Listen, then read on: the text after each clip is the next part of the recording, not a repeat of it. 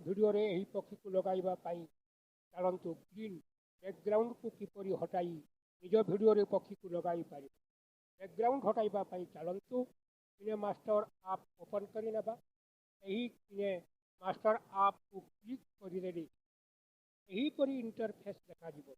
एही ओके को क्लिक करि दबा। व्हाइट बैकग्राउंड को सिलेक्ट करि दबा। टाइमलाइन को व्हाइट बैकग्राउंड आसी जाई। लेंथ को बढ़ाई दबा। मीडिया को टैप करिबा। जो वीडियो को डाउनलोड करिथिला वीडियो को क्लिक करे एपरि व्हाइट बैकग्राउंड ऊपर को आसी जाई। वीडियो रे लेंथ को बराबर रखिदा।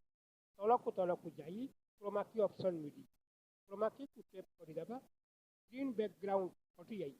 निज वीडियो रे एही परि निज इच्छा अनुसार जेउटी चाहिबा इमेज को रखि परिबा।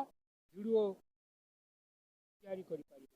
ऊपर एक्सपोर्ट चिन्ह को क्लिक करे वीडियो एक्सपोर्ट होई गैलरी रे सेव होई। निजे एपरि वीडियो तैयारी करी सांग मानन को शेयर करी।